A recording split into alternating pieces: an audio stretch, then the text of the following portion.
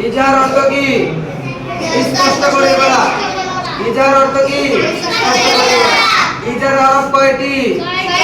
ইজার হরফ কি কি? হামজা হা আইন হা ওয়াইন খ। হামজা হা আইন হা ওয়াইন খ। হামজা হা আইন হা ওয়াইন খ। হামজা হা আইন হা ওয়াইন খ। হামজা হা আইন হা ওয়াইন খ। হামজা হা আইন হা ওয়াইন খ। ইজার হরফ কয়টি? ইজার হরফ কয়টি? মুখস্থ থাকুনি? ঠিক আছে। ইজার অর্থ কি? ইজার অর্থ স্পষ্ট করিয়া পড়া। বলো। ইজার অর্থ স্পষ্ট করিয়া পড়া। নুনে সাকিন বা তানবিনের পরে। নুন সাকিন কাকে বলে? সাকিন কাকে বলে? হ্যাঁ, কোন হরফের উপরে যদি এ জজম থাকে, এ জজম থাকে তাকে কি বলে? নুন সাকিন বলে। অথবা মিমের উপরে থাকলে মিম সাকিন। যে কোনো হরফের উপরে এ জজম থাকলে কি হয়ে যাবে? সাকিন হয়ে যাবে। জজম থাকলে সাকিন হয়ে যাবে।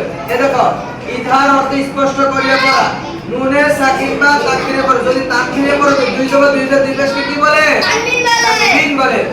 অথবা নুন সাকিন বা তানবিনের পরে যদি ইজহারের কোন হরফ আসে, তানবিনের পরে ইজহারের কোন হরফ আসিলে স্পষ্ট করিয়া পড়িতে হয়।